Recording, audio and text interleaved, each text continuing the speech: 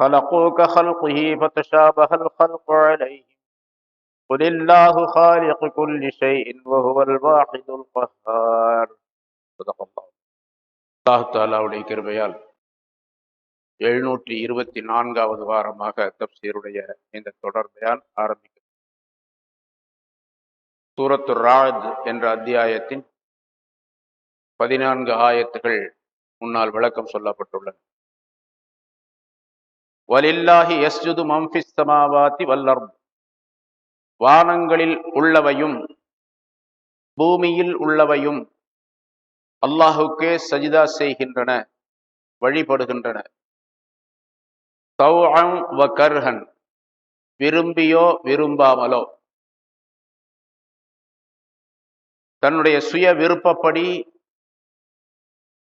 மனமுவந்து செய்யக்கூடிய விஷயத்திற்கு பெயர் தௌஅ என்பதாக சொல்லப்படும். வேண்டா வெறுப்பாக செய்யக்கூடிய விஷயத்திற்கு கர்ஹ் என்பதாக சொல்லப்படும். எப்படி இருந்தாலும் சரி, விரும்பியோ விரும்பாமலோ அல்லாஹுக்கு கட்டுப்பட்டுத்தான் ஆக வேண்டும், அல்லாஹுக்கு வழிபட்டுத்தான் ஆக வேண்டும். இது வானங்கள் பூமியில் இருக்கக்கூடிய எல்லா பொருள்களும் அப்படி அல்லாஹுக்கு கட்டுப்படுகின்றன என்பதை அல்லாஹு தஆலா இங்கே சுட்டி காட்டுகிறார். இந்த ஆயத்து சஜிதாவுடைய ஆயத்து. இன்ஷா அல்லாஹ் தப்சீர் முடிந்த உடனே சஜிதா செய்து கொள்ள வேண்டும். எல்லாரும் சொன்னவர் கேட்டவர் எல்லாருமே சஜிதா செய்ய வேண்டும்.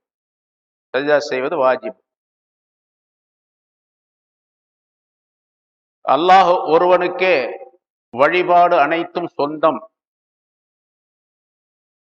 உலகத்தில் உள்ள வானங்கள் பூமியில் உள்ள எல்லா பொருள்களும் அல்லாஹுக்கு சஜிதா செய்கின்றன என்று சொல்லும் பொழுது, அல்லாஹ் தஆலா இதை சொல்லி காட்டும் பொழுது, அல்லாஹுக்கு சஜிதா செய்யாமல் இருக்கக்கூடிய, வழிபடாமல் இருக்கக்கூடிய அந்த காபிர்கள் இதை உணர வேண்டும் என்பதற்காக அல்லாஹ் தஆலா குறிப்பிடுகின்றார். சரி, விரும்பியோ விரும்பாமலோ என்று சொன்னால், உலகத்தில் உள்ள எல்லா பொருள்களும் அதே போன்று மூமின்களும், யார் ஈமான் கொண்டு இருக்கின்றார்களோ அவர்களும் மனம் விரும்பி அல்லாஹுக்கு சஜிதா செய்கின்றார்கள். அதை மறுப்பதே கிடையாது. மனிதனுக்கு அல்லாஹ் தஆலா இஹ்தியார் என்று சொல்லப்படக்கூடிய சுய விருப்பத்தை தந்திருக்கின்றான், அறிவை தந்திருக்கின்றான், சிந்திக்கும் அறிவை தந்திருக்கின்றான். மனிதர்கள் மட்டுமே சிந்தித்து பார்த்து அல்லாஹுக்கு சஜிதா செய்யக்கூடிய தன்மையை உருவாக்கி கொள்ளுகிறார்கள். இதற்கு பெயர் இஹ்தியாரி என்பதாக சொல்லப்படும். தன்னுடைய சுய விருப்பப்படி அல்லாஹுக்கு கட்டுப்பட்டு நடப்பது என்பது இது மனிதனிடத்தில் உண்டு. மற்ற பொருள்கள் எல்லாம், வானத்தில் இருக்கக்கூடிய மற்ற பொருள்கள் எல்லாம், மலக்குகள் உட்பட, அவர்கள் இஹ்தியார் என்பது கிடையாது அவர்களுக்கு. அதே போன்று இந்த பொருள்கள் அனைத்திற்கும் இஹ்தியார் என்பது கிடையாது. இல்திராரி என்று சொல்லப்படக்கூடிய முறையிலே நிர்பந்தமாக அந்த பொருள்களுக்கு எந்த கட்டளையை அல்லாஹ் தஆலா ஏவி இருக்கின்றானோ அந்த கட்டளையை அவை கட்டாயமாக செய்து கொண்டே இருக்கின்றன என்பது பொருளாகும். உதாரணமாக, சூரியனை அல்லாஹ் தஆலா படைத்து, நீ இந்த பாதையில் சுற்றி வர வேண்டும், இந்த பாதையில் இயங்க வேண்டும், இந்தந்த முறையிலே மனிதர்களுக்கு பலன் தர வேண்டும், உலக பொருள்களுக்கு பலன் தர வேண்டும், இவ்வளவு வெப்பத்தை நீ பிரதிபலிக்க வேண்டும், அந்த வெப்பத்தின் மூலமாக இன்னென்ன பொருள்களுக்கு பலன் தர வேண்டும் என்ற நியதியை அல்லாஹ் தஆலா சூரியனுக்கு ஏற்படுத்தினான். என்று அல்லாஹ் தஆலா ஏற்படுத்தினானோ சூரியனை படைத்து, அன்றிலிருந்து இதுவரைக்கும், இனிமேல் எப்பொழுது அல்லாஹ் தஆலாவுடைய கட்டளை திரும்ப வருகின்றதோ அது வரைக்கும் அந்த சூரியன் அப்படியே இயங்கிக் கொண்டே இருக்கும். இது போன்ற எல்லா பொருள்களும், பல கோடிக்கணக்கான பொருள்கள் இருக்கின்றன. மனிதனுடைய எண்ணிக்கைக்கு அப்பாற்பட்ட பொருள்கள் இருக்கின்றன. கற்பனைக்கு அப்பாற்பட்ட பொருள்கள் எல்லாம் வானத்திலே இருக்கின்றன. அத்தனை பொருள்களும் அல்லாஹ் தஆலாவுக்கு இப்படித்தான் வழிபட்டு கொண்டு இருக்கின்றன. அதற்கு பெயர் சஜிதா என்பதாக அல்லாஹ் தஆலா இங்கே சொல்லுகின்றான். இந்த இடத்துல சஜிதா என்றால் மனிதன் செய்யக்கூடிய, நெற்றியை தரையிலே வைத்து செய்யப்படக்கூடிய வணக்க வழிபாட்டுக்கு பெயர் சஜிதா என்று சொல்லுவோம். இது தொழுகையிலே ஏற்படுத்தப்பட்டது. அது அல்லாத முறையிலே மனிதன் சஜிதா உடையவனாக இருக்கின்றான் என்று சொன்னால் வழிபட்டு கொண்டிருக்கின்றான் என்பதாக பொருளாகும். அதே போன்று எல்லா பொருள்களும் வழிபட்டு கொண்டிருக்கின்றன. எந்த பொருளும் அல்லாஹ் தஆலாவுடைய கட்டளைக்கு மாறு செய்வதே கிடையாது. இந்த ஆயத்துக்கு நீண்ட விளக்கங்கள், குறிப்பாக சுருக்கமாக இது நமக்கு போதுமானது.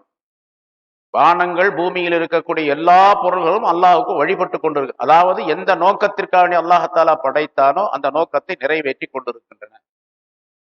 ஆடு மாடுகள், கால்நடைகள், மிருகங்கள், மறுபடியும் பறவைகள், ஊர்வனங்கள், கடலில் இருக்கக்கூடிய பிராணிகள், இவை எல்லாமே சரி, எப்படி வாழ வேண்டும் என்று நியதி அல்லாஹாலா கற்பித்து அவற்றை படைத்திருக்கின்றானோ அவை அந்த முறைப்படிக்கு செயல்பட்டு கொண்டிருக்கின்றன. ஒரு மாடு இருக்கின்றது, அந்த மாட்டை ஒருவர் வளர்க்கின்றார். அந்த மாடு முஸ்லிமுடைய வீட்டில் இருந்தாலும் சரி, காபிருடைய வீட்டில் இருந்தாலும் சரி, அது அம்மா என்று கத்தக்கூடிய அந்த அழைப்பு, அந்த சப்தம் அல்லாஹ்வை தஸ்பீஹ் செய்கின்றது. அது யாருடைய வீட்டில் இருந்தாலும் சரி, வீட்டில் இருந்தாலும் சரி, காட்டில் இருந்தாலும் சரி, வீட்டில் இருக்கக்கூடிய மிருகங்களும் சரி, காட்டில் இருக்கக்கூடிய மிருகங்களும் சரி, அவையெல்லாம் அல்லாஹ் தாலாவுக்கு கட்டுப்பட்டு நடக்கின்றன. அதே போன்று ஒரு பசு என்று சொன்னால் அந்த பசுவுக்கு அல்லாஹ் தாலா கட்டளையிட்டு இருக்கின்றான். உனக்கு இந்த மனிதர்கள் தீனி கொடுப்பார்கள், சாப்பிட்டு விட்டு அவர்களுக்கு நீ பாலை கொடுக்க வேண்டும் என்று. அந்த பாலை கொடுத்து கொண்டே இருக்கும். இவன் உனக்கு வழிபடுவதில்லை, என்னை வளர்க்கக்கூடிய இந்த மனிதன், எனக்கு உணவு கொடுக்கக்கூடிய இந்த மனிதன் உனக்கு சஜிதா செய்வதில்லை, உன்னை வணங்குவதில்லை, ஆகவே நான் இவனுக்கு பால் தரமாட்டேன் என்று அந்த மாடு சொல்லாது பால் தராமல் இருக்காது. இதுதான் அந்த மாடு வழிபடுவது. அதே மாதிரி ஆடு, மாடு, கோழி, ஒட்டகம் இவையெல்லாம் சாப்பிடப்படுவதற்குரிய பொருளாக அல்லாஹாலா அமைத்து வைத்திருக்கின்ற, ஆக்கி வைத்திருக்கின்றான். நான் யார் உனக்கு கட்டுப்படுகின்றார்களோ அவர்களுக்கு மட்டுமே நான் அறுபட்டு நான் அவர்களுக்கு கரியை கொடுப்பேன், மற்றவர்களுக்கு தரமாட்டேன் என்று இந்த சாப்பிடப்படக்கூடிய பிராணிகள் எல்லாம் சொல்லாது. அறுக்க வேண்டிய நிலை ஏற்பட்டால் அது முஸ்லிம் அறுத்தாலும் சரி, மற்றவர் அறுத்தாலும் சரி, அது வழிபடும். இது அல்லாஹுக்கு வழிபடுவதாக அர்த்தம். அதற்கு ஏன் அல்லாஹாலா இப்படித்தான் அதற்கு கட்டளையிட்டு இருக்கின்றான். உன்னை வளர்ப்பார்கள், வளர்த்தவர்களே உன்னை அறுப்பார்கள், அறுக்கக்கூடிய நேரத்திலே நீ திமிரி கொண்டு போகக்கூடாது, நீ அதை விட்டு சென்று விடக்கூடாது. இதை நாம் ஒட்டகத்திலே பார்க்கலாம். ஆடு மாடு என்பதெல்லாம் சின்ன சின்ன பிராணிகள், ஒட்டகம் மிக பெரிய பிராணி. அதை அறுக்கக்கூடிய நேரத்திலே, ஹஜ்ஜுக்கு சென்றவர்களுக்கு தெரியும், அறுக்கக்கூடிய நேரத்திலே பார்க்கலாம். அதை நிற்க வைத்து அப்படியே கத்தியால் குத்தி கிழிப்பார்கள். ஆனால் அந்த ஒட்டகம் மட்டும் நான் இதற்கு கட்டுப்பட மாட்டேன் என்பதாக சொல்லி அது அங்கிருந்து ஓடக்கூடிய சூழ்நிலை ஏற்பட்டால் எத்தனை மனிதர்கள் சேர்ந்தாலும் அந்த ஒட்டகத்தை பிடிக்க முடியாது. ஆனால் ஒட்டகம் தன்னுடைய தலையை தாழ்த்தி கொடுக்கின்றது இந்த மனிதன் அறுப்பதற்காக வேண்டி. இது அல்லாஹ் தாலா அந்த ஒட்டகத்திற்கு இட்டிருக்கக்கூடிய கட்டளை. அதன் காரணமாக அது சஜிதா செய்கின்றது, அது வழிபடுகின்றது, கட்டாயமாக அது வழிபட்டு கொண்டு இருக்கின்றது என்பதாக குறிப்பிடுகின்றார். மனிதன் மட்டும் என்ன செய்கின்றான் என்று சொன்னால், அவனுக்கு இஹ்தியார், சுய விருப்பம், சுய அறிவு, சிந்தித்து பார்க்கும் திறன் அதை கொடுத்திருக்கின்ற காரணத்தினால் மனிதன் சிந்தித்து பார்த்து அல்லாஹ் தாலாவுக்கு சஜிதா செய்கின்றான். ஈமான் கொண்டதின் காரணமாக, பல மனிதர்கள் ஈமான் கொள்ளாததின் காரணமாக சிந்தனையை தவறான முறையில ஏற்படுத்தி கொண்டு சஜிதா செய்யாமல் இருக்கின்றார். ஆனாலும் அல்லாஹ் தாலா மனிதனுக்கு பொதுவாக அது வழிபடுபவனோ வழிபடாதவனோ யாராக இருந்தாலும் சரி, அந்த மனிதனுக்கு சில நியதிகளை ஏற்படுத்தி இருக்கின்றான். அந்த நியதிப்படி அந்த மனிதன் வழிபட்டு கொண்டுதான் இருக்கின்றான். அவனுக்கு அது தெரியாது. ஏதாவது ஒரு வகையில அவனுக்கு வழிபாடு, அல்லாஹுக்கு வழிபடக்கூடிய சூழ்நிலை எல்லா மனிதர்களுக்கும் அல்லாஹால தந்து விடுகின்றான். மூமின்கள் அதனை சிந்தித்து பார்த்து செயலாற்றுகின்றார்கள், காபிர்கள் செயல்படுவதில்லை. அதற்கு அல்லாஹால ஒரு உதாரணத்தை அடுத்து சொல்லுகின்றான். அவர்களுடைய நிழல்களும் சஜிதா செய்கின்றன. பில் குதுபி வல்லாசால், காலை நேரங்களிலும் மாலை நேரங்களிலும். அந்த வானம், பூமி இவற்றில் இருக்கக்கூடிய எல்லா பொருள்கள், குறிப்பாக மனிதர்களை எடுத்துக்கொண்டால் அவர்களுடைய நிழல்கள் என்று சொன்னால் ஒவ்வொரு பொருளுக்கும் நிழல் உண்டு. வெயில் பட்டால் நிழல் இருக்கும், வெளிச்சம் பட்டால் நிழல் இருக்கும். அந்த நிழலும் சஜிதா செய்கின்றன. இப்ப நிழல் இல்லாத பொருளே கிடையாது. வெளிச்ச நேரத்திலே அல்லது பகல் நேரத்திலே நிழல் இல்லாத பொருளே கிடையாது. மனிதர்கள் உட்பட எல்லாருக்கும் நிழல் உண்டு. அந்த நிழல்களும் சஜிதா செய்கின்றன என்று அல்லாஹ் தஆலா குறிப்பிடுகின்றனர். காலையிலும் மாலையிலும் என்று சொன்னால் எல்லா நேரங்களிலும். இந்த காலையிலும் மாலையிலும் ஏன் என்று சொல்லுகின்றான் என்றால், காலை நேரத்திலே, சுபுகுடைய நேரத்திலே, சுபுகுக்கு பின்னால் சூரியன் உதயமாகின்றது, அப்பொழுது வெளிச்சம் வருகின்றது. அந்த வெளிச்சத்தின் காரணமாக பொருள்களிலே நிழல் ஏற்படுகின்றன. அதே போன்று மாலை வரைக்கும் அந்த நிழல் இருக்கின்ற, அந்த சூரிய வெளிச்சம் இருக்கின்றது, அதன் காரணமாக நிழல் தொடர்ந்து கொண்டே இருக்கும். காலையும் மாலையும் ஏன் சொல்லுகின்றான் என்று சொன்னால், நிரந்தரமாக அல்லாஹாலாவுக்கு சஜ்தா செய்யக்கூடிய நிலை இருக்கின்றது அந்த நிழல்களிலே என்பதை அல்லாஹ் குறிப்பிடுகின்றார். இரவு நேரத்தில் அந்த நிழல் ஏற்பட்டாலும் சரி. பில் உதுபி வல் ஆசால் என்பதற்குரிய விளக்கத்தை சொல்லும் பொழுது, காலை நேரங்களிலும் மாலை நேரங்களிலும், உது என்பது சூரியன், அதாவது ஃபஜ்ர் உதயமான நேரத்திலிருந்து சூரியன் உதயமாகக்கூடிய நேரம் வரைக்கும் உது என்பதாக சொல்லப்படும்.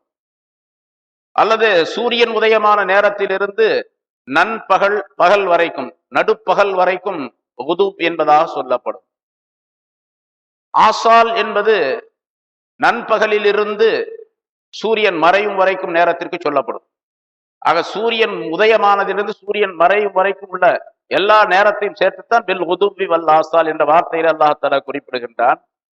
அப்ப இரவு நேரமான பொழுது அது வழிபடுவதில்லையா என்று கேட்டால், காலை நேரம் மாலை நேரம் என்று சொல்லப்பட்டதே எல்லா நேரங்களிலும் என்று அர்த்தம் என்பதாக முஃபஸ்ஸிரீன்கள் விளக்கம் தருகின்றார்கள்.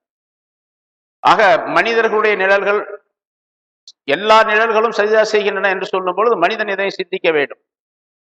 யார் அல்லாஹ்வை ஏற்றுக்கொள்ளாமல் இருக்கின்றார்களோ அவர்களும் இதனை சிந்திக்க வேண்டும். ஆக நம்முடைய நிழல்களும் கூட அல்லாஹ்வுக்கு வழிபடுகின்றன, நாம் மட்டும் வழிபடாமல் இருக்கின்றோம் என்ற சிந்தனை அந்த மனிதனுக்கு வர வேண்டும். தான் ஜுஜாஜ் ரஹ்மத்துல்லாஹி அலைஹி என்பவர்கள், முஃபஸ்ஸிர் அவர்கள் குறிப்பிடுகின்றார்கள், ஒரு காஃபிரான மனிதன் அல்லாஹ் அல்லாத பொருளுக்கு சஜிதா செய்கின்றான், ஆனால் அவனுடைய நிழலோ அல்லாஹுக்கு சஜிதா செய்து கொண்டிருக்கின்றது. அவனுடைய நிழல் அல்லாஹுக்கு சஜிதா செய்கின்றது, அவன் அல்லாஹ் அல்லாத பொருளுக்கு சஜிதா செய்து கொண்டிருக்கின்றான். இது மிகப்பெரிய ஆச்சரியமான விஷயம். இப்ப சஜிதா செய்கின்றது, சஜிதா செய்யவில்லை, அதாவது வழிபடுகின்றது, வழிபடவில்லை என்ற விஷயத்தை மனிதன் தன்னுடைய அறிவினால் தெரிந்து கொள்ள முடியாது. நீங்க நான் பார்க்கிற நிழல் எப்படி சஜிதா செய்யுது, நிழல் எப்படி கட்டுப்படுது, நிழல் எப்படி வழிபடுது அப்படிங்கிறதெல்லாம் நமக்கு புரியாது. ஆனா அல்லாஹ் சொல்லுகின்றான் என்று. அல்லாஹ் சொல்லுவதை கட்டாயமாக ஏற்றுக்கொள்ள வேண்டும். நிழல்கள் எல்லாம் சஜிதா செய்கின்றன, அல்லாஹுக்கு வழிபடுகின்றன என்பதை புரியும் பொழுது, விளங்கும் பொழுது காஃபிரானவர் இதை சிந்தித்து பார்க்க வேண்டும். என்னுடன் ஒட்டி கொண்டிருக்கக்கூடிய, நான் எங்கு சென்றாலும் என்னுடனே வரக்கூடிய அந்த நிழல் அல்லாஹுக்கு சஜிதா செய்கின்றது என்பதை படைத்தவன் சொல்லும் பொழுது, அந்த படைத்தவரை நான் மறந்துவிட்டு வேறு பொருளுக்கு சஜிதா செய்து கொண்டிருக்கின்றேனே என்பதாக நினைத்து அவன் வழிபட வேண்டும், ஈமான் கொள்ள வேண்டும் என்ற கருத்தை அல்லாஹ் தஆலா இதிலே தெரியப்படுத்து. சரி, நிழல் வழிபடுகின்றது எப்படின்னு சொன்னா என்ன, எப்படி வழிபடுவது? அப்படித்தானே தெரியுது. ஒரு மூமினான மனிதனுடைய நிழலும் காஃபிரான மனிதனுடைய நிழலும் ரெண்டும் ஒரே மாதிரி தான் இருக்குது. உயிருள்ள பொருளுடைய நிழலும் உயிரற்ற பொருளுடைய நிழலும் ரெண்டும் ஒரே மாதிரி தான் தெரியுது, நிழலாக தெரிகின்றது. அவ்வளவு. அது எப்படி வழிபடுகின்றது அது நமக்கு தெரியாது. அவ்வளவு. வயம்மின் ஷைஇன் இல்லா யுஸப்பிஹு பிஹம்திஹி வலாக்கின் லா தஃபஹூன தஸ்பீஹஹும் இன்னஹு கான ஹலீமன் கஃபூரா என்று அல்லாஹ் தஆலா சூரை பனி இஸ்ராயீல்ல குறிப்பிடுகின்றார். எந்த பொருளும் அல்லாஹ் தஆலாவுக்கு சஜிதா செய்யாமல் வழிபடாமல் எந்த பொருளும் கிடையாது. சின்னதோ பெருசோ, பூமியிலோ வானத்திலோ கரையிலோ கடலிலோ ஆகாய வெளிகளிலோ எது இருந்தாலும், தூசியாக இருந்தாலும் சரி, அணுவாக இருந்தாலும் சரி, அணுக்குள்ளே இருக்கக்கூடிய பொருள்களாக இருந்தாலும் சரி, எல்லா பொருள்களும் அல்லாஹ் தஆலாவுக்கு சஜிதா செய்கின்றன, அதாவது வழிபடுகின்றன, கட்டுப்படுகின்றன. வலாக்கின் லா தஃபஹூன தஸ்பீஹஹும், அவர்கள் அல்லாஹ்வை தஸ்பீஹ் செய்கின்றன. அந்த இடத்துல அல்லாஹ் சொல்லுவது தஸ்பீஹ் செய்கின்றன, அல்லாஹ்வை துதிக்கின்றன. ஆனால் அவை எப்படி துதிக்கின்றது என்பது பற்றி உங்களுக்கு தெரியாது, உங்களால் விளங்க முடியாது. உங்களுக்கு அந்த விளங்கக்கூடிய அறிவை உங்களுக்கு கொடுக்கவில்லை என்று அல்லாஹ் தஆலா சொல்லுது. ரசூலுல்லாஹி ஸல்லல்லாஹு அலைஹி வஸல்லத்துடைய சம்பவத்தில் ஹதீஸ்கள் நிறைய சொல்லப்பட்டு இருக்கின்றது. கையிலே கல்லை எடுத்தார்கள், சிறு கற்களை கையிலே எடுத்துக்கொண்டார்கள் ரசூலுல்லாஹி ஸல்லல்லாஹு அலைஹி வஸல்லம் அவர்கள். இந்த கற்கள் தஸ்பீஹ் செய்கின்றன, நான் அதை கேட்கின்றேன் என்று சொன்னார்கள். என்னுடைய காதில் அந்த தஸ்பீஹோட சத்தம் விழுது. இந்த பாருங்க, நீங்க பாருங்க அப்படின்னு சொல்லிட்டு அபூபக்கர் சித்தியக்கள் எல்லாருடைய காதில் வச்சாங்க, சத்தம் கேட்டுச்சு, தஸ்பீஹ் செய்யக்கூடிய சத்தம். அதே போன்று பக்கத்துல உமர் ரலியல்லாஹு தஆலா இருந்தாங்க, காதில் வச்சாங்க, சத்தம் கேட்டுச்சு, ஆமா தஸ்பீஹ் செய்யும். பிறகு கோயில் கீழே போட்டாங்க. அவ்வளவுதான், ரெண்டு பேர்த்துக்கு மட்டும் தான் காட்டினாங்க. எல்லா சஹாபத்தையும் காட்ட வேண்டியது தானே அப்படின்னா, யாருக்காவது அந்த சப்தம் கேட்கவில்லை என்று சொன்னால் அவரிடத்துல குறை இருக்கின்றது என்று அர்த்தம். அப்ப அவர் குறை இருக்கக்கூடிய மனிதருக்கு தெரியாத பொழுது அவர் மிகப்பெரிய கவலைப்படுவார். அதனால யாருக்கு கேட்க முடியுமோ அவர்களுக்கு மட்டுமே காட்டினார்கள் ரசூலுல்லாஹி ஸல்லல்லாஹு அலைஹி வஸல்லம். அப்ப அந்த கல்லும் தஸ்பீஹ் செய்கின்றது. நீங்கள் நபி என்று எப்பொழுது தெரிந்து கொண்டீர்கள் என்று ரசூலுல்லாஹி ஸல்லல்லாஹு அலைஹி வஸல்லம் அவர்களிடத்திலே நபி பட்டம் அருளப்பட்ட பின்னால் கேட்கப்பட்டது. ரசூலுல்லாஹி ஸல்லல்லாஹு அலைஹி வஸல்லம் சொன்னார்கள், நான் இந்த மக்காவை விட்டு வெளியே போகும் பொழுது, இந்த மலை பக்கமாக அந்த பக்கமாக போகும் பொழுது, எனக்கு வலப்பக்கம் இடப்பக்கம் இருக்கக்கூடிய கற்கள் எல்லாம் அஸ்ஸலாமு அலைக்க யா அய்யுஹன் நபியு என்று சொல்லிக் கொண்டிருக்கும். அப்பவே நான் நபி என்பதாக நான் தெரிந்து கொண்டேன் என்பதாக சொல்லுகின்றார். அஸ்ஸலாமு அலைக்க யா அய்யுஹன் நபி, நபி அவர்களே உங்களுக்கு சலாம் உண்டாவதாக என்று அந்த கற்கள் எல்லாம் வலப்பக்கம் இடப்பக்கம் இருக்கக்கூடிய கற்கள் எல்லாம் சொல்லிக் கொண்டிருக்கும் என்பதாக. அதே போன்று ரசூலுல்லாஹி ஸல்லல்லாஹு அலைஹி வஸல்லம் அவர்களிடத்திலே ஒட்டகம் பேசியது, ஆடு பேசியது, உடுவு பேசியது என்றெல்லாம் வரலாற்றிலே நாம் பார்க்கின்றோம். இதுவெல்லாம் அல்லாஹ் தஆலாவை எல்லா பொருள்களும் தஸ்பீஹ் செய்து கொண்டிருக்கின்றன. எப்படி தஸ்பீஹ் செய்து கொண்டிருக்கின்றன என்று நமக்கு தெரியும். ஆக நிழல்களும் தஸ்பீஹ் செய்கின்றது என்பதை சொல்லி ஒரு அற்புதமான கருத்தை அல்லாஹ் தஆலா இங்கே தெரியப்படுத்துகின்றார். ஆக நிழலும் அல்லாஹ் தஆலாவுக்கு கட்டுப்படுகின்றது, மனிதன் கட்டுப்பட மறுக்கின்றான் என்பதையும் அல்லாஹ் தஆலா எடுத்து காட்டுகின்றான். முதல்ல சொன்னபடி சஜிதா செய்கின்றன என்று சொன்னால், நெற்றியை கீழே வைத்து சஜிதா செய்வது மனிதனுக்கே உரியது, அல்லது மலக்குகளுக்கு உரியது, அல்லது ஜின்களுக்கு உரியது. இந்த மூன்று படைப்புகளை தவிர நெற்றியை கீழே வைத்து சஜிதா செய்வது என்பதெல்லாம் மற்ற பொருள்களுக்கு கிடையாது. அவை கட்டுப்படுகின்றன, வழிபடுகின்றன, அல்லாஹ் சொன்ன முறைப்படிக்கு நடந்து கொண்டிருக்கின்றன, செயல்பட்டு கொண்டிருக்கின்றன என்று அர்த்தம். எந்த பொருளுக்கு எந்த கட்டளை அல்லாஹால சொல்லி இருக்கின்றானோ அந்த கட்டளைப்படி அந்த பொருள் நடந்து கொண்டே இருக்கின்றது, செயல்பட்டு கொண்டே இருக்கின்றது. அடுத்து அல்லாஹால ஒரு விஷயத்தை காபிர்களுக்கு எச்சரிக்கையாக படிப்பினைக்காக சொல்லி காட்டுகின்றான். புல், நபியே இந்த மக்களிடத்தில் கேளுங்கள், மன் ரப்புஸ் ஸமாவாத்தி வல் அர்த், வானங்களையும் வானங்கள் பூமியுடைய ரப்பு யார் என்று கேளுங்கள். ரப் என்று சொன்னால் படைத்து பரிபாலிக்க கூடியவன் என்று சுருக்கமாக சொல்லலாம். ரப் என்பதற்கு ஹாலிக், முதப்பிர், முத்தவல்லி என்ற பொருள்கள் செய்யப்படுகின்றன. அதாவது ஒரு பொருளை படைத்து அதை ஒழுங்குபடுத்தி அதை சீராக்கி அது எப்படி இயங்க வேண்டுமோ அப்படி செய்து அதற்கு பொறுப்பேற்றுக் கொள்ளக்கூடியவனாக இருக்கக்கூடிய ஒருவனுக்கு பெயர் ரப் என்பதாக சொல்லப்படும். ஹாலிக், முதப்பிர், முத்தவல்லி என்பதாக மூன்று விதமான வார்த்தைகளை கொண்டு அதற்கு விளக்கம் சொல்லுகின்றார்கள். அப்ப ஒரு பொருளை படைப்பது மட்டுமல்ல, படைத்ததை எப்படியெல்லாம் இயக்க வேண்டும், எப்படி செய்ய வேண்டும், எப்படி அதை நடத்தாட்ட வேண்டும் என்ற விவரம் எல்லாம் அல்லாஹ் தஆலா ஒருவனுக்குத்தான் தெரியும். அப்படிப்பட்ட வானங்களை பூமியை படைத்து பரிபாலிக்கக்கூடியவன் யார் என்று நீங்கள் கேளுங்கள். அவங்க பதில் சொல்ல முடியாது. பதில் சொல்றதா இருந்தா அல்லாஹ் தான் சொல்லணும் அவங்க. அதனால நீங்களே சொல்லிடுங்க, குலில்லாஹ், அல்லாஹ் என்று சொல்லுங்கள். நீங்களே சொல்லுங்க. வானங்களில் இருக்கக்கூடிய பொருள், பூமியில் இருக்கக்கூடிய பொருள் அத்தனையும் படைத்து அதை பரிபாலித்து நிர்வகித்து அதற்கு பொறுப்பேற்று நடத்தக்கூடியவன் யார் என்று கேளுங்கள். பதில் சொல்ல மாட்டார்கள். நீங்களே சொல்லுங்கள், அல்லாஹ் என்று சொல்லுங்க. அல்லாஹ் தான். அவங்களே பதில் சொல்றதா இருந்தாங்களோ அல்லாஹ் தான் சொல்லுவாங்க. இதே பல இடங்கள் அல்லாஹ் தஆலா சொல்லுகின்றான், வேற பல இடங்கள்ல சொல்லப்பட்டிருக்கின்றன. அதனால அல்லாஹ் தான் ஒவ்வொரு பொருளையும் ஆக்கக்கூடியவன், அதை நிர்வகிக்கக்கூடியவன், அதை அழிக்கக்கூடியவன். இப்ப இந்துக்களிலே சொல்லப்படுவது போன்று படைத்தல், காத்தல், அழித்தல் என்பது தனித்தனி தெய்வங்களுக்கு உரிய விஷயங்கள் என்பதாக சொல்லுகின்றார்கள் அல்லவா? அது இஸ்லாத்திலே கிடையாது என்பதையும் அல்லாஹ் தஆலா இங்கே குறிப்பிடுகின்றார். பின்னால் ஒரு ஆயத்து வருகின்றது, அந்த ஆயத்துடைய விஷயத்திலும் அல்லாஹ் தஆலா சொல்லுகின்றார். அவன் ஒருவன் தான், அந்த ஒரே ஒருவன் தான் எல்லா விஷயங்களையும் செய்து கொண்டு இருக்கின்றான். படைத்தல் பிரம்மாவுடைய வேலை, காத்தல் விஷ்ணுவுடைய வேலை, அழித்தல் சிவனுடைய வேலை என்பதாக சொல்லுவார்கள். மூணு பேத்துக்கு தனித்தனி பொறுப்பு. இவர் அதை செய்ய முடியாது, அவர் இதை செய்ய முடியாது என்பது இந்துக்களுடைய ஐதீகத்துல உள்ளது. படைப்பது பிரம்மாவுடைய வேலை தான். அது விஷ்ணுக்கோ சிவனுக்கோ படைக்கக்கூடிய பொறுப்பு கிடையாது. அழிக்கிற மட்டும்தான் சிவன் வேலை. இவர் அழிக்கணும்னு நினைச்சாலும் கூட அவர் பிரம்மா அழிக்க முடியாது, யாரையும் சாகடிக்க முடியாது. சாகடிக்கிற வேலை, அழிக்கிற வேலை அவருக்கு சேர்ந்தது, சிவனுக்கு சேர்ந்தது என்றெல்லாம் குறிப்பிடுகின்றார்கள். இன்னும் ஒவ்வொரு விஷயத்திற்கும் ஒரு கடவுள் என்பதாக வைத்துக் கொண்டிருக்கின்றார்கள். இதை செய்யறதுக்கு கல்விக்கு ஒரு கடவுள், செல்வத்திற்கு ஒரு கடவுள், வீரத்திற்கு ஒரு கடவுள், இப்படி எல்லாம் பல கடவுள்களை வைத்துக் கொண்டிருக்கின்றார்கள் அல்லவா? அது கிடையாது என்பதை அல்லாஹ் தஆலா ரப்புஸ் ஸமாவாத்தி வல் அர்த், வானங்கள் பூமியில் உள்ள எல்லா விஷயங்களுக்கும் எல்லா காரண காரியங்களுக்கும் அவன் தான் ரப்பாக இருக்கின்றான். யார் ரப்பு என்று கேளுங்கள். அவங்க சொல்ல முடியாது, நீங்களே சொல்லுங்கள், அல்லாஹ் என்று சொல்லுங்கள். பிறகு நீங்க கேளுங்க அவங்கள்ட்ட, அந்த முஷ்ரிக்கீன்களிடத்தில் காஃபிர்களிடத்தில் கேளு. சொல்லுங்கள், அஃபத்தஹஸ்தும் மின் தூனிஹி அவுலியா, அப்படின்னா வானங்கள் பூமி எல்லாம் படைச்சு பரிபாலித்து காத்து நிர்வகிக்கக்கூடிய பொறுப்பேற்றுக் கொள்ளக்கூடிய ஒருவன் இருக்கின்றானே, அவனை விட்டுட்டு வேற ஆளை நீங்க வணங்குறீங்களா? அவத்தகஸ்தும் மின்தூனி, அவனை தவிர நீங்கள் ஆக்கி கொண்டீர்களா, ஆக்கி கொள்ளுகிறீர்களா? அவுலியா, தெய்வங்களை நீங்கள் ஆக்கி கொள்ளுகின்றீர்களா? அவுலியான நண்பர்கள், கூட்டாளிகள் அப்படின்னு அர்த்தம். இந்த இடத்துல தெய்வங்களை நீங்கள் ஆக்கி கொள்ளு, அவனன்றி வேறு பொருள்களை நீங்கள் தெய்வங்களாக ஆக்கி கொள்ளுகிறீர்களா? எப்படிப்பட்ட அவுலியாக்கள், எப்படிப்பட்ட தெய்வங்கள் அவை?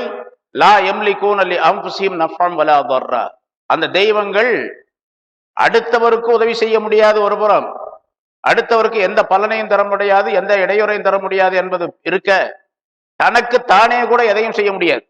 லா யம்லிகூன லி அன்ஃபுஸிஹிம், தங்களுக்கு தாங்களே அந்த தெய்வங்கள் எந்த பலனையும் செய்து கொள்ள முடியாது, எந்த இடையூறையும் செய்ய முடியாது, எந்த விஷயத்தையும் செய்ய முடியாது. பலனோ இடையூறோ, நல்லதோ கெட்டதோ, லாபமோ நஷ்டமோ, எதையுமே தங்களுக்கு தாங்களே செய்து கொள்ள சக்தியற்ற சில சிலை தெய்வங்களை அவனை விட்டுவிட்டு இந்த சிலை தெய்வங்களை நீங்கள் தெய்வங்களாக ஆக்கிக் கொள்ளுகிறீர்களா என்றும் நபியே அவர்களிடத்தில் நீங்கள் கேளுங்கள்.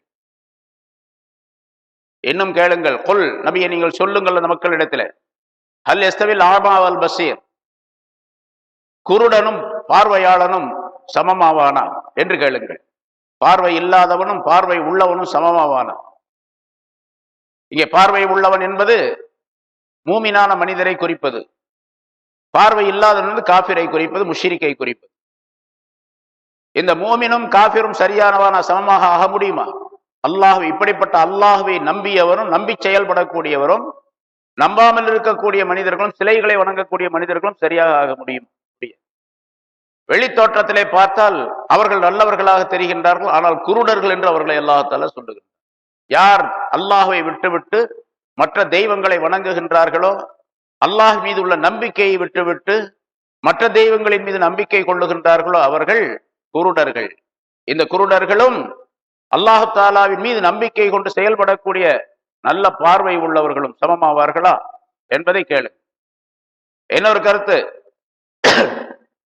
இந்த அல்லாஹுவை விட்டுவிட்டு அல்லாஹுவை வணங்காமல் இருக்கக்கூடிய மனிதர்கள், அல்லாஹுவை நம்பாமல் இருக்கக்கூடிய மனிதர்கள் எல்லாம் குருடர்கள் என்று சொன்னால், அவர்களிடத்தில் சத்தியத்தை சொல்லும் பொழுதும் கூட அவர்கள் ஏற்றுக்கொள்ள முடியாது. ஏன்னா சத்தியத்தை அவர்கள் பார்க்க முடிவதில்லை, அதனால் ஏற்றுக்கொள்வதில்லை.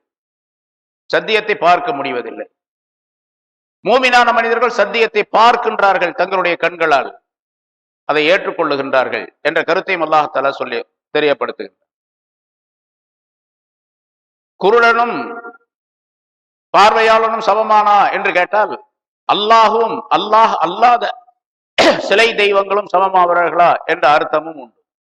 அல்லாஹு தஆலா பார்வை உள்ளவனை போன்று, அல்லாஹ் அல்லாத சிலை தெய்வங்கள் எல்லாம் பார்வையற்றவையை போன்று.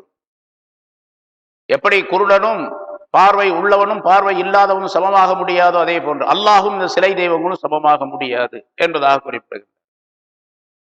அதே போன்று மூமினான மனிதர்களுக்கும் அல்லாஹ் இந்த ஆயத்திலே ஒரு எச்சரிக்கையை சொல்லுகின்றார்.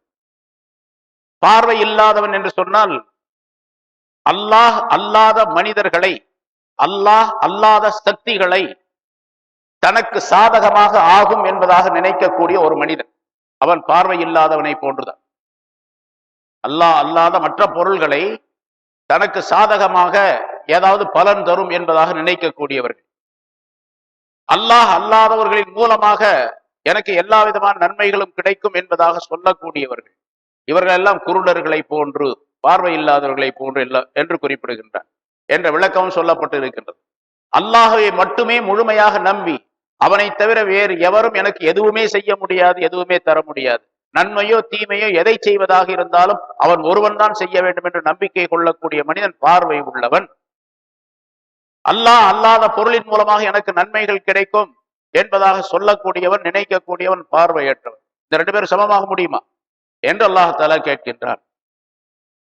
அதே போன்று பார்வையற்றவன் என்று சொன்னால் பாத்திலான தவறான வழியிலே போய் கொண்டிருக்கக்கூடியவன். பார்வை உள்ளவன் என்பவன் சத்திய வழியிலே போய் கொண்டிருக்கக்கூடியவன். சத்திய வழியிலே செல்பவனும் அசத்திய வழியிலே செல்பவனும் ரெண்டு பேரும் சமமாக முடியுமா என்றும் அல்லாஹ் தஆலா கேட்கின்றார்.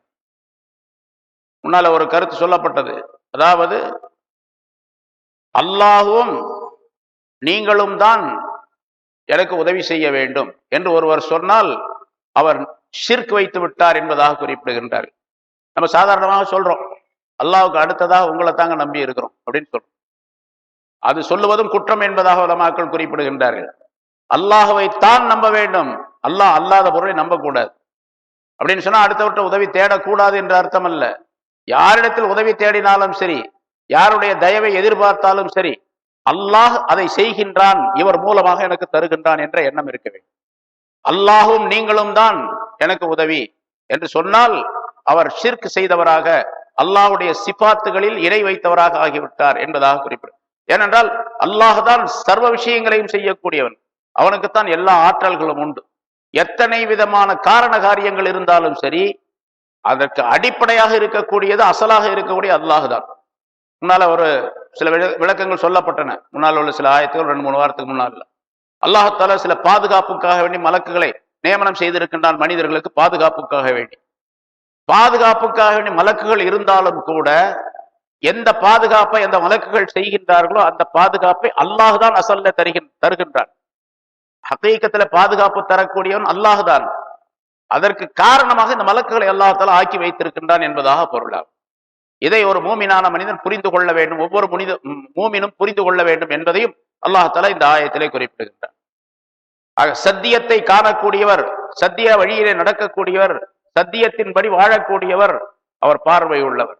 சத்தியத்திற்கு அப்பாற்பட்டு அசத்திய வாழ்க்கையை கொள்ளக்கூடியவர், அசத்தியமான தன்மைகளை ஏற்றுக்கொள்ளக்கூடியவர், இவரெல்லாம் குருடரை போன்று, பார்வை இல்லாதவரை போன்று. இந்த 2 பேரும் சமமா. ஒரு 4-5 கருத்து சொல்லப்பட்டது, இவை அனைத்தும் இந்த ஆயத்திற்கு பொருத்தவர். அடுத்த ஒன்று சொல்லுகின்றான் அல்லாஹ், அம்ஹல் தஸ்தவி ظுலுமாத் வன்னூர், இருள்களும் ஒளியும் சமமாகுமா அல்லது இருள்களும் ஒளியும் சமமாகுமா என்று கேட்கின்றார். இருள்கள் என்பது ஷிர்க், நூர் என்பது ஈமான். ஷிர்க்கும் ஈமானும் சமமாகுமா என்று கேட்கின்றார். இதத்துல ஒரு நுணுக்கமான கருத்தையும் அல்லாஹ்தஆலா தெரியப்படுத்துகின்றார். இருள் ஒளி என்று சொல்லக்கூடிய இந்த வாசகத்திலே இருள் என்பதை சொல்லும் பொழுது இருள்கள் என்று பன்மையாக சொல்லுகின்றான். லுலுமாத், ஜுல்மத் என்பதற்கு பன்மை லுலுமாத். நூர் என்பது அது ஒருமை. நூர் என்பதற்கு அன்வார் என்று பன்மை சொல்ல வேண்டும், ஆனால் பன்மையை சொல்லவில்லை, அதை ஒருமையாக சொல்லுகின்றான். இதை பன்மையாக சொல்லுகின்றான். என்ன காரணம் என்று சொன்னால், ஷிர்க் என்பது பல வகைகள் இருக்கின்றன, ஈமான் என்பது பல வகை கிடையாது, ஒரே மாதிரி தான். அல்லாஹ்வை ஈமான் கொள்ளுதல் அப்படிங்கிறது தான். அதுக்கு பின்னால் ரசூலை ஈமான் கொள்றது, அது இது எல்லாம் சேர்ந்து ஒரே ஈமான் தான். அது ஒரே ஒளி தான். ஒளி என்பது ஒன்றுதான், அது ஈமான் என்பது ஒன்றுதான். ஷிர்க் என்பது பல்வேறு வகைகள் இருக்கின்றன. அதனால அல்லாஹ்தஆலா அந்த இருள்கள், ஷிர்க் என்பது பல வகைகளாக இருக்கின்ற காரணத்தான் அதை இருள்கள் என்பதாக அல்லாஹ்தஆலா வர்ணிக்கின்றான் என்பதாக. அதாவது யூதர்கள் கொள்ளக்கூடிய ஷிர்க் ஒரு வகை, நசாராக்கள் செய்யக்கூடிய ஷிர்க்குகள் இன்னொரு வகை, அதே மாதிரி மஜூசிகள் செய்யக்கூடிய ஷிர்க்கு இன்னொரு வகை. இப்படி ஏராளமான ஷிர்க்குகள் நம்மளுடைய நாட்டில் நம்ம பார்க்கிறோம். இந்துக்கள் என்று சொல்லப்படக்கூடியவர்கள் ஒவ்வொருவரும் ஒவ்வொரு விதமான ஷிர்க்கை வைத்திருக்கின்றார்கள், இணை வைக்கக்கூடிய தன்மை உடையவர்களாக இருக்கின்றார்கள்.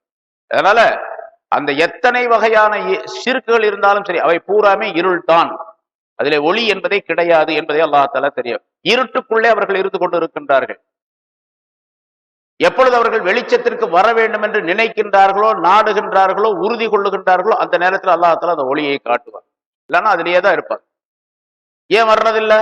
நம்ம பார்க்கிறோம், சாதாரணமாக ஈமான் கொண்ட ஒரு மூமினான மனிதர் மற்றவர்கள் வணங்கக்கூடிய அந்த தெய்வங்களை பார்க்கும் பொழுது, அவர்கள் கொண்டாடக்கூடிய விதங்களை பார்க்கும் பொழுது, தினந்தோறும் பேப்பர்ல பார்க்கிறோம், பெரிய ஆச்சரியமா இருக்குது. இவ்வளவு பெரிய அறிவாளிகள் எல்லாம் இந்த மாதிரி ஷிர்க்ல வீழ்ந்து கிடக்கின்றார்களே, இந்த தெய்வத்துடைய வழிபாட்டிலே அவர்கள் தங்களை ஈடுபடுத்தி கொண்டிருக்கின்றார்களே என்று மிக ஆச்சரியமாக நினைக்க வேண்டியது இருக்கின்றது.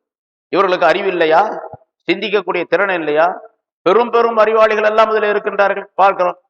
மற்ற விஷயங்கள்ல, உலக சம்பந்தப்பட்ட விஷயங்கள்ல நிறைய அறிவு சம்பந்தப்பட்ட விஷயங்களை சொல்லிக் கொண்டிருக்கின்றார்கள். நிறைய ஆய்வாளர்கள், விஞ்ஞானிகள் இருக்கின்றார்கள். அவர்கள் எல்லாம் அந்த சிலை தெய்வங்களை வணங்கக்கூடியவர்களாக இருக்கின்றனர். காரணம், அல்லாஹ்தஆலா இருள்களுக்குள்ளேயே அவர்களை வைத்திருக்கின்றார். அல்லாஹ் எப்பொழுது நாடுவானோ அப்பொழுதுதான் அவர்கள் வெளிச்சத்துக்கு வர முடியும். லேசா அந்த வெளிச்சத்தை அல்லாஹ்தஆலா நாடி விட்டால் லேசா அந்த வெளிச்சம் அவர்களுக்கு தெரிய ஆரம்பிக்கும். உடனே இருள்களை விட்டு வெளியே வரக்கூடிய சூழ்நிலை அல்லாஹ்தஆலா உருவாக்கி, அதுக்கு பெயர் தான் தௌஃபீக், ஹிதாயத் என்பதாக சொல்லும். அல்லாஹ் தஆலா யாருக்கு ஹிதாயத்தை காட்டுகின்றானோ, யாருக்கு ஹிதாயத்தை நாடுகின்றானோ, யாருக்கு அந்த ஹிதாயத்து கிடைக்க வேண்டும் என்ற தௌஃபீகை தருகின்றானோ, அந்த எண்ணத்தை உருவாக்குகின்றான், அவர் மட்டும்தான் அதிலிருந்து வெளியே வர முடியும், இல்லாட்டி வர முடியும். அதே மாதிரிதான் எல்லா சட்டமும். ஒருத்தர் ஏன் தொழுகிறதே இல்லை, எத்தனையோ தடவை ஜமாத்து போறாங்க, சொல்றாங்க, கூப்பிடுறாங்க, இந்த வர்றாங்களா, வர்றதே இல்லை. ஏன் வர்றதே இல்லை? தௌஃபீக் கிடைக்கல. அவர் அல்லாஹுடைய ஹிதாயத், அவர் தொழ வேண்டும் என்ற நிலை அவருக்கு உருவாக்கப்படவில்லை, அல்லாஹ்வினால் அந்த நாட்டம் ஏற்படவில்லை என்பதாக பொருள். ஆனா சொல்லிக் கொண்டிருப்பவருடைய வேலை என்ன? சொல்லிக்கொண்டே இருக்கணும், அவ்வளவுதான். ஒரு தடவை சொன்னா முடிஞ்சு போச்சு. சில பேர் சொல்றாங்கல்ல, சொன்னா கேட்கறதே இல்லை, விட்டுற வேண்டியதானங்க, அப்படி விடக்கூடாது, சொல்லிக்கிட்டே இருக்க வேண்டியது. ஒமா அலைனா இல்லல் பலாக், எத்தி வைப்பதை தவிர வேறு வேலை எங்களுக்கு கிடையாது என்று நபிமார்களை அல்லாஹ் தஆலா சொல்லுகின்ற, நபிமார்களுக்கு சொல்லுகின்றான்.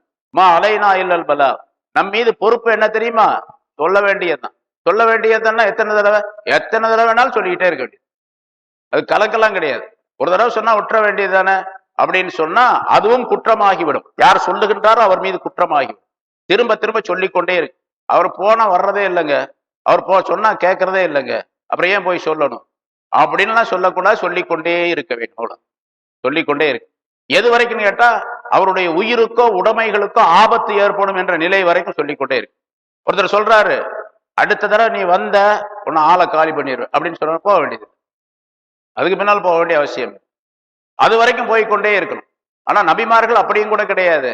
உன்னை கொலை செய்வேன், உன்னை அது செய்வேன், இது செய்வேன் என்று மிரட்டினாலும் கூட அல்லாஹுடைய கட்டளையை சொல்லுவதற்காக அவர்கள் போய்கொண்டே இருப்பார்கள். ஏனென்றால் அல்லாஹுடைய கட்டளை கட்டாயமாக தெரியப்படுத்தப்பட வேண்டும் என்பது நபிமார்களுக்குரிய சட்டம். அது போன்று கீழே இருக்கக்கூடிய மனிதர்கள், மற்ற மூமினானவர்கள் சொல்லிக்கொண்டே இருப்பது கடமை என்பதையும் அல்லாஹ் தஆலா பல இடங்களில் சொல்லுங்க. சரிங்க, குலுமாத் நூர், இருள்கள் ஒளி, இந்த ரெண்டும் ஒன்றாக சமமாகுமா? அதாவது ஷிர்க்குடைய வகைகளும் ஈமானும் சமமாகுமா என்று அல்லாஹ் தஆலா சமமாக முடியும். ஆகுமா என்று கேட்டால் என்ன அர்த்தம்? ஆகவே முடியாது. அதே மாதிரி காபிர்களுக்கு சிலை தெய்வ வணக்கம் உடையவர்களுக்கு இன்னொரு உதாரணத்தை அல்லாஹ் தஆலா சொல்லுகின்றார். உதாரணத்தை சொல்லுங்க. அம் ஜாலூ லில்லாஹி ஷுரகா خلقு خلقه فتشابه الخلق عليهم. இவங்க இந்த சிலை தெய்வங்கள்லாம் வணங்குறாங்களே, அவங்களுக்கு ஒரு சந்தேகம் வந்துருச்சோ, அல்லாஹ் வானங்கள் பூமியை படைச்சிருக்கிறான், அதே மாதிரி இந்த சிலை தெய்வங்களும் படைக்கக்கூடிய ஆற்றல் உள்ளவை என்பதை விளங்கி இவர்கள் அந்த சிலை தெய்வங்களை வணங்குகின்றார்களா, அல்லாஹ்வுக்கு இணையாக வணங்கி கொண்டிருக்கிறார்களா என்று அல்லாஹ் தஆலா கேட்கிறான். அந்த மாதிரி ஒரு சந்தேகம் ஏதாச்சும் இருக்குதா? அப்படி இருக்கக்கூடாது என்பதை முன்னாலே அல்லாஹ் தஆலா சொன்னா, அடுத்தும் அல்லாஹ் தஆலா அதை உறுதிப்படுத்துகின்றான். அம் ஜாலூ லில்லாஹி ஷுரகா, அல்லது அல்லாஹ்வுக்கு இணையாளர்களை இவர்கள் ஆக்கி கொண்டார்களா? இணையாளர்களைனா தெய்வங்களை ஆக்கி கொண்டார்களா? அந்த இணையாளர்கள், அந்த ஷுரகாக்கள், இணை வைத்து வணங்கப்படக்கூடிய அவர்கள், ஹலகு, அவர்கள் படைத்துள்ளார்கள், கஹல்கிஹி, அல்லாஹுடைய படைப்பை போன்று இவர்களும் படைத்திருக்கின்றார்கள். ஏதாவது ஒரு பொருளை, வானத்தை, பூமியை, வானத்தில் உள்ள பூமியில் உள்ள ஏதாவது ஒரு பொருளை படைச்சிருக்கிறாங்க. அதனால ஃபதஷாபஹல் ஹல்கு அலைஹிம், இவர்கள் மீது அவர்கள் படைத்தது கொஞ்சம் குழப்பமாகிவிட்டது என்ற நிலை இருக்கின்றதா? அதனால இவர்கள் வணங்குகின்றார்களா என்று அல்லாஹ் தஆலா கேட்கின்றார். அல்லாஹ் படைக்கிறத போல இவர்களும் படைச்சிருக்கிறாங்க ஏதாச்சும் ஒரு பொருளை, அதனால அல்லாஹ் ஒரு சாரார் வணங்கிட்டு இருக்கிறாங்க, நாங்க இவர்களை வணங்குறோம், ஏன்னா அல்லாஹ் மாதிரி இவங்களும் படைக்கிறாங்க அப்படின்னு எங்கேயாவது இருக்குதா? அதுவும் கிடையாது. அம் ஜாலூ லில்லாஹி ஷுரகா, அல்லது இவர்கள் அல்லாஹ்வுக்கு இணையாளர்களை ஆக்குகிறார்களா? அந்த இணையாளர்கள் ஹலகு கஹல்கிஹி, அல்லாஹ் படைப்பதை போன்று படைக்கின்றார்கள். ஃபதஷாபஹல் ஹல்கு அலைஹிம், ஆகவே இவர்களுடைய படைப்பு அவனுடைய படைப்போடு சேர்ந்து குழம்பி விட்டது என்ற காரணத்தினால் அவர்கள் அல்லாஹ் ஷுரகாக்களை, இணையாளர்களை ஆக்கி கொண்டார்களா? நபியை நீங்க சொல்லுங்க, அப்படிலாம் ஒண்ணும் கிடையாது.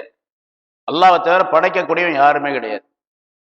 கொல், நபியை சொல்லுங்கள், அல்லாஹு ஹாலிகு குல்லி ஷை, அல்லாஹ் தான் எல்லா பொருளையும் படைக்கக்கூடிய, ஒவ்வொரு பொருளையும், சின்னதோ பெருசோ, அணுவாக இருந்தாலும் சரி, அதற்கு விட பெரியது எவ்வளவு பெருசா இருந்தாலும் சரி, எல்லாவற்றையும் படைக்கக்கூடியவன் அவன்தான். படைத்தல் என்பது அவனை தவிர வேறு யாருக்கும் கிடையாது. முதல்ல சொன்னோம், படைத்தல் மட்டுமல்ல, காத்தல், அழித்தல் எல்லாமே அவனுக்குத்தான் சொந்தம், அவனை தவிர வேற யாரும் கிடையாது. வஹுவல் வாஹித், அவன் ஏகன், ஒரே ஒருவன், அவனை தவிர வேறு யாருமே கிடையாது. அவன் தன்னுடைய ருபூபியத்திலே, அதாவது ரப்பு என்ற தன்மையிலே வஹ்தானியத்துடையவன். அல் வாஹித் ஃபிர் ருபூபிய்யா, அவனுடைய ரப்புடைய தன்மையிலே அவன் தனித்தவன். அவனை தவிர வேறு யாருமே கிடையாது. அதுல கூட்டி யாருமே கிடையாது. எந்த பொருளுக்கும் கிடையாது, சக்திக்கும் கிடையாது. அல் கஹார், எத்தனை பொருள்களை அவன் படைத்திருக்கான் அத்தனை பொருளையும் ஆட்டி படைக்கக்கூடியவன் அவன். அல் கஹார், ஆட்டி படைக்கக்கூடியவன். அவனை மீறி யாரும் எதுவும் செய்துவிட முடியாது. எந்த சக்தியும் கிடையாது, எந்த உலகத்திலும் கிடையாது, எப்படிப்பட்ட பொருளும் கிடையாது. அல் கஹார். இங்கே 3 வார்த்தைகள் அல்லாஹ் தனக்கு உரியதாக சொல்லுகின்றான். காலிகு குல்லி ஷை, எல்லா பொருள்களையும் படைத்தவன், ஒவ்வொரு பொருளையும் படைத்தவன். அல்லாஹ்வை தவிர மீதி இருக்கக்கூடிய பொருள்கள், மாசிவல்லா, அல்லாஹ்வை தவிர மீதி இருக்கக்கூடிய எல்லா பொருள்களையும் அவன் தான் படைத்தான். இந்த படைப்பை பற்றி ஆய்வு செய்தால் அதுவே மனிதனுடைய மிகப்பெரிய அறிவியலாக ஆகிவிடும். எவ்வளவு பெரிய படைப்பு! ஒண்ணு வேணா, சாதாரணமாக ஒரு சின்ன சின்ன பொருளை ஆய்வு செய்தாலும் கூட போதும். இன்னும் சொல்ல போனா மனிதன் தன்னைத்தானே ஆய்வு செய்தால் போதுமானது. நம்ம எப்படி படைக்கப்பட்டிருக்கோம், அல்லாஹ் நம்மளை எப்படி படைச்சிருக்கிறோம் என்பதை சிந்தித்தால் போதுமானது. இன்னைக்கு நிறைய மனித படைப்பை பற்றி ஏராளமான விளக்கங்கள் சொல்லப்பட்டிருக்கின்றன. நேரடியாக ஒரு குழந்தை தாயினுடைய வயிற்றுக்குள்ளே இந்திரியமாக விந்தாக உள்ளே போனதிலிருந்து குழந்தை வெளியே உருவாகி வரும் வரைக்கும் 280 நாள்கள். ஒவ்வொரு நாளும் 24 மணி நேரம். 24 மணி நேரத்துல எத்தனை வினாடிகள் இருக்கணும் அத்தனை வினாடிகள், எங்கே என்னென்ன மாற்றங்கள் ஏற்படுகின்றன என்பதை ஸ்கேன் பண்ணி அப்படியே எடுத்து தந்திருக்கின்றார்கள் மருத்துவர்கள். அது நிறைய சிடிகளும் வந்திருக்கின்றன, நீங்க பார்க்கலாம், நிறைய இருக்கு. அதாவது குழந்தை தாயினுடைய கருவுக்குள்ள ஆணுடைய விந்து எப்படி போகின்றது, அதற்கு பின்னால் அங்கே என்ன நடைபெறுகின்றது என்பதை பற்றி ஏராளமான விளக்கங்கள் சொல்லப்படும். அதை நம்ம ஆய்வு செய்தாலே போதும், மிகப்பெரிய ஞானம் படைத்தவராக ஆகிவிடலாம். அல்லாஹுடைய பயம் வந்துவிடும், அல்லாஹாலாவை பற்றி உள்ள ஞானமும் வந்துவிடும். பயமும் வரும், ஞானமும் வரும், அறிவும் வரும். அப்படிப்பட்ட அற்புதமான படைப்பாக அல்லாஹாலா மனிதனை படைத்திருக்கின்றார். மனிதன் என்பது ஒரே ஒரு பொருள். இது மாதிரி மனிதன் என்பது மாதிரி எத்தனை பொருள்கள் இருக்கின்றன உலகத்திலேயே பார்த்தீங்கன்னா, பல கோடிக்கணக்கான, அதாவது எண்ணிக்கையில் அடங்காத, மனிதன் எண்ணி முடிக்க முடியாது. இத்தனை பொருள்கள் இருக்கின்றன, எண்ணி சொல்ல முடியாது இல்லையா? அதுல குறிப்பாக இந்த பூச்சி வகைகள் பாருங்க, எல்லாத்தை விட அதிகமா இருக்கிறது பூச்சி வகைகள் தான். அந்த பூச்சி எத்தனை பூச்சி இருக்குதுன்னு சொல்லவே முடியாது. 1000 இருக்குமா, 2000, 10,000, 10 கோடி, 20 கோடி, சொல்லவே முடியாது. நம்ம சில பூச்சிகளை சில பேர் சொல்லணும் அப்படின்னு சொன்னா நம்ம பாக்குறோம். ஈன்னு ஒரு பூச்சியை சொல்றோம், எறும்புன்னு இன்னொரு சொல்றோம், அப்புறம் பூச்சி பறக்கக்கூடிய பூச்சிலாம் வண்டுன்னு ஒண்ணு சொல்றோம், அப்புறம் மலை வண்டுன்னு ஒண்ணு சொல்றோம், அப்புறம் பொண்ணு வண்டுன்னு ஒண்ணு சொல்றோம். இப்படி அந்த பூச்சிகளுக்கு பேர் சொன்னா நல்ல பேர் தெரிந்தவர்களும் கூட ஒரு 100 பூச்சிக்கு பேர் சொல்லலாம். அவ்வளவு.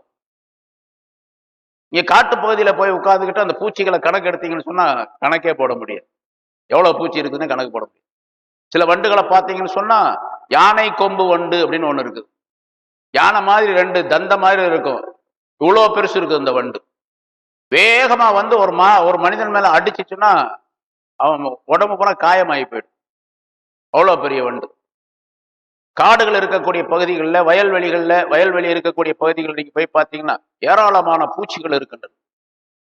ஒவ்வொரு பூச்சியும் அல்லாஹாலா அவன் தான் படைச்சான், ஒவ்வொரு பூச்சியும் படைச்சான். அந்த பூச்சிக்குள்ள எத்தனை பொருள்கள் இருக்கும் அதையும் அல்லாஹாலா தான் படைச்சான். அந்த பூச்சி உற்பத்தி ஆகிறது, அது வளர்றது, அதற்கு வாழ்கிறது, அதுக்கு பின்னால மடிகிறது, எத்தனை பொருள்கள், எத்தனை விஷயங்கள் நடைபெறுகிறது. காலிகு குல்லி ஷை அப்படின்னு சொன்னா வெறுமனே படைப்பது மட்டுமல்ல, ஆரம்பத்தில் சொன்னா அதை படைத்து, அதை பாதுகாத்து, பராமரித்து, அதுக்கு வேண்டிய உணவுகளை கொடுத்து, அதற்கு பின்னால் அது காலம் முடியும் போது அதை அழித்து,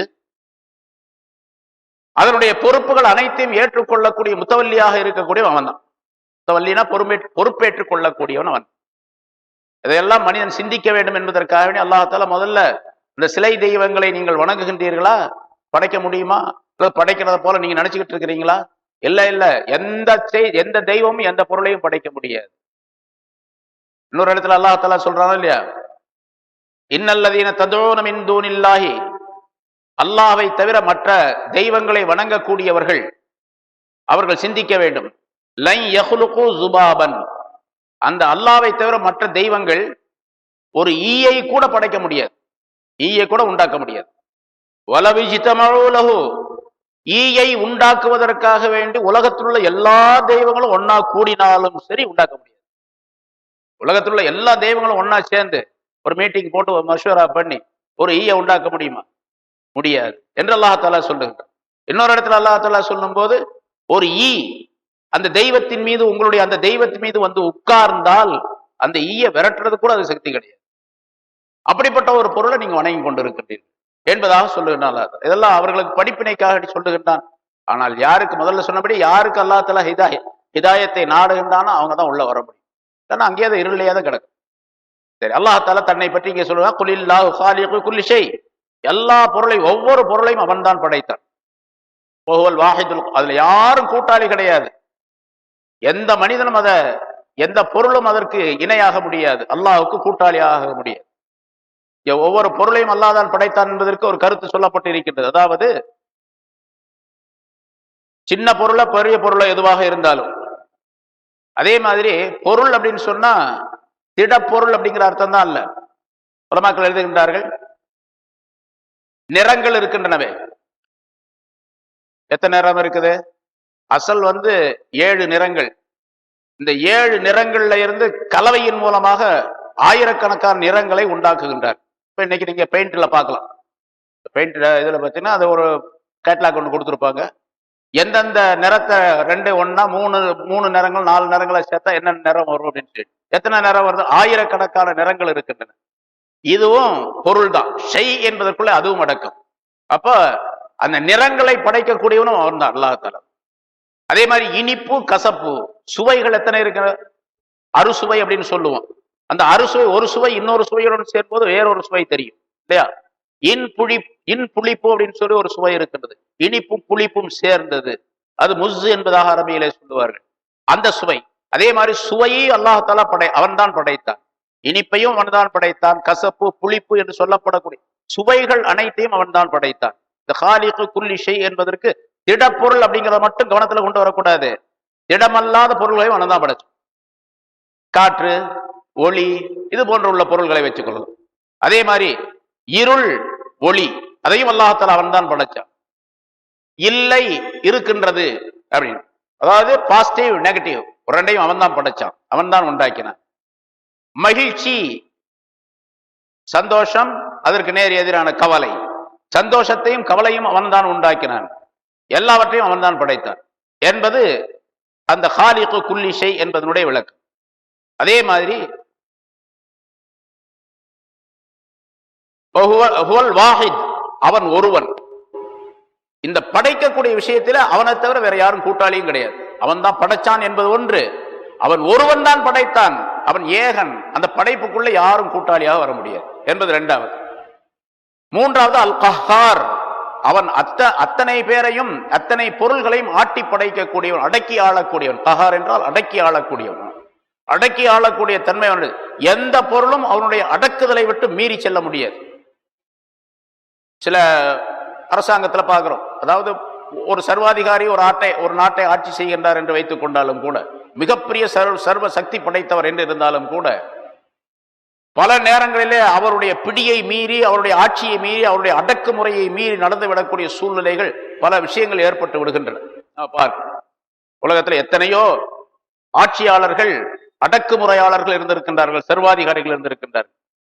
அத்தனை சர்வாதிகாரிகளும் அவங்களுடைய சர்வாதிகாரத்தை விட்டு மீறி செல்லக்கூடிய பல விஷயங்கள் இருக்கின்றன, நடந்திருக்கின்றன. ஆனால் அல்லாஹ் தஆலா சர்வாதிகாரி என்று சொன்னால், சர்வ அதிகாரம் உள்ளவன் அவன் என்று சொன்னால், அவருடைய அதிகாரத்தை பகிர்ந்து கொள்ளக்கூடியவர், அதிகாரத்தை கீழிறக்கக்கூடியவர், அதிகாரத்துக்கு மேலே போகக்கூடியவர் யாரும் கிடையாது. அவன் என்ன நினைக்கின்றானோ அந்த அதிகாரத்தை செலுத்தக்கூடியவன் அல் கஹார் என்பதாக அல்லாஹ் தஆலா தன்னுடைய விஷயத்தை பற்றி இங்கே சொல்லிக்க. இது மூமின்களும் விளங்க வேண்டும். ஆனால் பெரும்பாலான மூமின்கள் இது சாதாரணமாக மேலோட்டமா அல்லாஹ் எல்லா பொருள் மீது சக்தி பெற்றவன் அப்படின்னு விளங்கிடுவாங்க, அவ்வளவுதான். சக்தி பெற்றவன் எந்த வகையில அப்படிங்கிறது இந்த 3 விஷயங்களை, 3 வார்த்தைகளை கொண்டு அல்லாஹ் தஆலா தெரியப்படுத்துகின்றார். காலிகு குல்லி ஷை, அல் வாஹித், அல் கஹார். பொதுவாக அது அல் அஸ்மாஉல் ஹுஸ்னா 99 திருநாமங்கள் அல்லாஹ் தஆலாவுடைய திருநாமங்கள் இருக்கின்றன. இதே போன்று அல்லாஹ் தஆலா எந்த பெயரை, எந்த தன்மையை அந்த பெயரிலே சொல்லுகின்றானோ அது அவனுக்கு மட்டுமே உரியது. அவனை போன்று வேறு யாரும் ஆக முடியாது. அடுத்தவருக்கு அந்த பெயரை கொடுத்தாலும் சரி. இப்ப உதாரணமா ரவுஃப் அப்படின்னு ஒரு பேர் இருக்குது அல்லாஹ்வுக்கு. உள்ளே அன்பு உள்ளவன், உள்ளத்திலே அன்பு உள்ளவன் என்று அர்த்தம். அர் ரவுஃப் என்பது. ரஹீம் அன்பாளன் அப்படின்னு அர்த்தம், அதுக்கு அன்புள்ளவன் அப்படின்னு அர்த்தம். இந்த ரவுஃப் ரஹீம் என்ற பெயர், அன்புள்ளவன் என்ற அந்த அர்த்தத்துள்ள அந்த தன்மை ரசூலுல்லாஹி ஸல்லல்லாஹு அலைஹி வஸல்லம் அவர்களுக்கும் அல்லாஹ் தஆலா சொல்லுகின்றான், ரவுஃபுர் ரஹீம் அப்படின்னு சொல்லிட்டு. இந்த ரவுஃப் என்ற அல்லாஹ்வுடைய பெயரை, ரஹீம் என்ற பெயரை ரசூலுல்லாஹி ஸல்லல்லாஹு அலைஹி வஸல்லம் அவர்களுக்கு அல்லாஹ்வே சொல்லுகின்றான். லகத் ஜாஅக்கும் ரசூலும் மின் அன்ஃபுசிக்கும், அந்த ஆயத்தின் தொடரிலே சொல்லுகின்றான். ஆனா ரசூலுல்லாஹி ஸல்லல்லாஹு அலைஹி வஸல்லம் அவர்கள் ரவுஃபாக இருப்பதற்கும் ரஹீமாக இருப்பதற்கும், அதே போன்று அல்லாஹ் ரவுஃபாக ரஹீமாக இருப்பதற்கு ஏராளமான வித்தியாசங்கள் இருக்கின்றன. ஏராளமான வித்தியாசம். மற்ற மனிதர்களை விட, மனிதர்களுடைய அமைப்பில மற்ற மனிதர்களை விட, மற்ற நபிமார்களை விட ரசூலுல்லாஹி ஸல்லல்லாஹு அலைஹி வஸல்லம் இரக்கமுள்ளவர்கள். தங்களுடைய உம்மத்தினர் மீது, மனிதர்களின் மீது, மனிதர்கள் மீது மட்டுமல்ல, பொதுவாக பொருள்களின் மீது இரக்கமுள்ளவர்கள் ரசூலுல்லாஹி ஸல்லல்லாஹு அலைஹி வஸல்லம் அவர்கள் என்று அர்த்தமே தவிர, அந்த இரக்கத்தின் காரணமாக ஒருவரை காப்பாற்றுவதோ ஒருவருக்கு தண்டனை கொடுப்பதோ முடியாது. அதை யார் செய்யறது? அல்லாஹ் தான் செய்யணும். அவனுக்கு பெயர் ரவுஃப் என்று இருப்பதும் அவனுக்கு பெயர் ரஹீம் என்று இருப்பதும் இந்த ரவுஃப் ரஹீமாக ஆகாது. இது வேற, அது வேற. ஆனா அல்லாஹ் தஆலா அந்த பெயரை கொடுக்கின்றான், சொல்லலாம். ரசூலுல்லாஹி ஸல்லல்லாஹு அலைஹி வஸல்லம் அவருக்கு ரவுஃப் ரஹீம் என்று சொல்லலாம். அதே மாதிரி கஃபூர் மன்னிப்பாளன் என்று இருக்கின்றது, மன்னிக்க கூடியவர். எனக்கு மன்னிப்பாளன் சொல்லலாமா? சொல்லலாம். குர்ஆனிலே அல்லாஹ் தஆலா சொல்லுகின்றான், ஒரு 4 இடங்கள்ல மக்ஃபிரத் என்ற அந்த வார்த்தையை மனிதர்களுக்கு அல்லாஹ் தஆலா பயன்படுத்துகின்றான். யக்ஃபிரூன என்று ஒரு இடத்துல சொல்லுகின்றான், அவர்கள் மன்னிப்பை வழங்குவார். இன்னொரு இடத்துல சூரத்து தகாபுன் என்ற அந்த அத்தியாயத்தில் சொல்லும் போது, வயின் தக்ஃபிரு வ தஸ்பஹு வயின் தஸ்பஹு வ தக்ஃபிரு என்ற வார்த்தையை சொல்லுகின்றான். நீங்கள் மன்னித்தால், அந்த குஃப்ரான் மக்ஃபிரத் என்ற வேர் சொல்லிலிருந்து பிறந்த மக்ஃபிரத் என்ற வார்த்தை அல்லாஹ் தஆலா அங்கே பயன்படுத்துகின்றான். நீங்கள் மன்னித்தால் என்று அல்லாஹ் தஆலா குறிப்பிடுகின்றான். இப்ப மனிதர்களுக்கும் கஃபூர் என்று சொல்லலாம், மன்னிப்பாளன், மன்னிக்க கூடியவன் என்று சொல்லலாம். ஆனா அல்லாஹ் தஆலா தனக்கு வகான அல்லாஹு கஃபூரர் ரஹீமா, அல்லாஹ் தஆலா மன்னிப்பாளனாக இருக்கின்றான், இரக்கமுள்ளவனாக இருக்கின்றான், அருளாளனாக இருக்கின்றான் என்று சொல்லுகின்றானே, அந்த கஃபூர் அல்ல இவர். இந்த கஃபூர் அந்த கஃபூர் அல்ல. இவருக்கு இரக்கம் இருக்கின்றது, மன்னிக்க கூடிய தன்மை இருக்கின்றது என்று அர்த்தம். ஆனா அல்லாஹ் மன்னிப்பதை போன்று இவர் மன்னிக்க முடியுமா? மன்னிக்க முடியும். அல்லாஹுடைய சிபாத்துகள் வேறு, மனிதர்களுக்கு அதே சிபாத்துகள் கொடுக்கப்பட்டால், எல்லா சிபாத்துகளும் கொடுக்க முடியாது, சில சிபாத்துகளை மனிதர்களுக்கு சொல்லலாம். அப்படி சொல்லக்கூடிய நேரத்திலும் கூட அல்லாஹ்விடத்தில் இருக்கக்கூடிய அந்த தன்மையை போன்று இவருக்கு வர முடியாது என்பதை நம்ப வேண்டும். அதனால அல்லாஹ் தஆலா காலிகு குல்லி ஷை ஹுவல் வாஹிது அல் கஹார் என்று சொல்லும்போது, தனித்தவன் அந்த விஷயங்களே அல்லாஹ்வை தவிர வேற யாருக்கும் அந்த அதிகாரம் கிடையாது. அல்லாஹ்வை மீறி யாரும் செயல்பட முடியாது. அல்லாஹ்வை தவிர வேறு யாரும் ஏகத்துவம் உள்ளவனாக இருக்க முடியாது. அல்லாஹ்வுக்கு கூட்டாளி கிடையாது. அல்லாஹ்வுடைய படைப்புகளிலே யாரும் அவனுக்கு துணை கிடையாது என்ற கருத்துக்கள் எல்லாம் இந்த 3 வாசகங்களே சொல்லப்பட்டது. அடுத்து அல்லாஹ் தஆலா ஒரு உதாரணத்தை சொல்லுகின்றான், சத்தியம் அசத்தியம் என்பதற்கு. இன்ஷா அல்லாஹ் அதை அடுத்த வாரம் கொஞ்சம் வெளியே போக வேண்டியது இருக்குது, நீண்ட விளக்கம் உள்ளது ஆயத்து. ஆகவே அல்லாஹ் தஆலா காஃபிர்களுக்கு விளங்கக்கூடிய முறையிலே பல ஆயத்துக்களை, பல விஷயங்களை, இதில் உதாரணங்களை சொல்லுகின்றான்.